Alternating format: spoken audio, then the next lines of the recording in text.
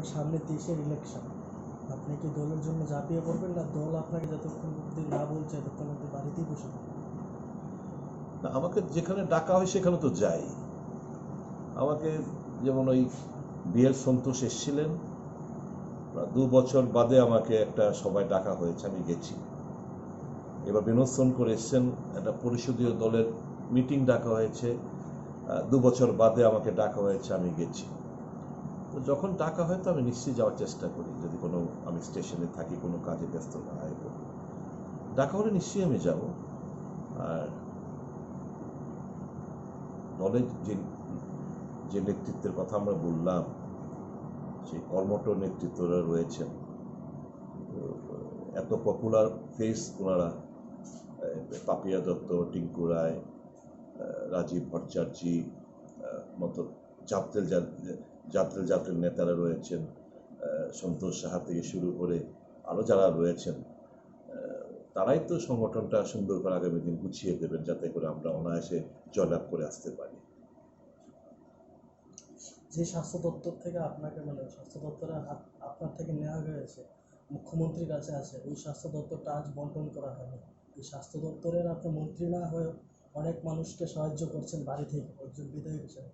আপনি কীভাবে দেখছেন যে স্বাস্থ্য দপ্তরটাকে আরও উন্নতভাবে সাজানোর জন্য আপনার একটা প্রতিক্রিয়া চেষ্টা ছিল? আমি জানি না, স্বাস্থ্য দপ্তরটা তো যে কোনো অন্য একজন মন্ত্রীর যে ওভার বার্ডেন না, ওনার কাছে থাকা দরকার। আর যদি স্বাস্থ্য দপ্তরের মাননীয় মুখ্যমন্ত্রী সেটাকে রেখেছেন, অন্যান্য দপ্তরগুলো একটু কাটছাট করে দেওয়ার ভালো হতো। চিফ মিনিস্টার পিডব্লিউডি দপ্তর রেখেছেন, এটা মানানসই না। এরকম বহু দপ্তর রয়েছেন, কেন উনি রাখছেন, এতটা সময় থেকে দেবেন? তো হেলথের মিনিস্টার একটা আলাদা, অন্য একটা মিনিস্টার, চিফ মিনিস্টার, তারপরেও তো ওভার বার্ডেন। অন্য একজন মন্ত্রীকে দিলে ভালো হতো আর কি, যাতে করে একটা স্পেসিফিক রেসপন্সিবিলিটি কোনো একটা মন্ত্রীর উপর দেওয়া যায়, যাতে করে যে মানুষের যে প্রবলেমগুলো সে অ্যাড্রেস করতে পারে, পরিকাঠামো দিক দিয়ে উন্নয়নের দিকগুলো সে খুঁজে বের করে এগুলো একটু বেটার কীভাবে করা যায়, পরিষেবা সঠিকভাবে মানুষ পাচ্ছে কিনা খোঁজ খবর নিতে পারে, এরকম একটা আমি প্রত্যাশা করেছিলাম। যাই হোক, মুখ্যমন্ত্রী যেটা ভালো মনে করে সেটাই করেছেন।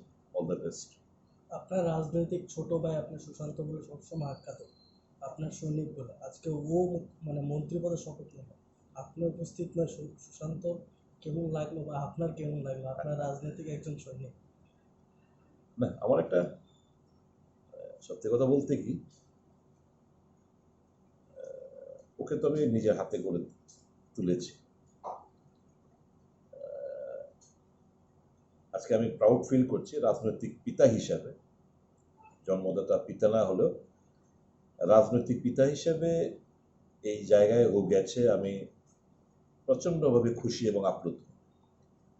একটু দুঃখ পেয়েছি, যদিও আমাকে যাওয়ার আগে ফোন করেছিল, আমার আশীর্বাদ চেয়েছে, আমার বিশ্বাস ছিল ও আমার কাছে আসবে, আমার আশীর্বাদ নেবে, প্রণাম করে যাবে। আমি ভালো একটা কলম আমি কিনে এনেছিলাম ওর জন্য। আমি ভেবেছিলাম এই কলমটা দিয়ে ও স্বাক্ষর করবে আজকে। আসবে হয়তো ব্যাপার। আপনি তো স্যার, যতদূর আমরা জানি, আপনি কিন্তু মানুষের জন্য কাজ করেন।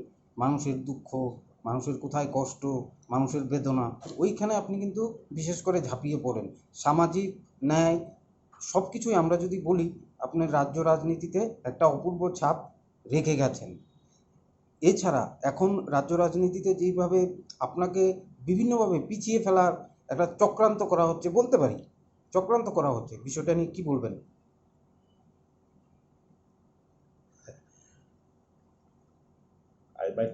আমার হয়তোবা সেই সিংহাসন নেই, কিন্তু আমার মানুষের হৃদয়ে আমার আসনটা রয়েছে। এর থেকে বেশি রাজনৈতিক জীবনে কেউ বেশি প্রত্যাশা করা না ভুলে। I live in the heart of the common people. এটাই সবচেয়ে বড় আমার প্রাপ্তি আমার রাজনৈতিক জীবনে। আমার কিছু আর চাই না, শুধু চাই রাজ্যের মানুষ ভালো থাকুক, সুখে থাকুক। ধন্যবাদ।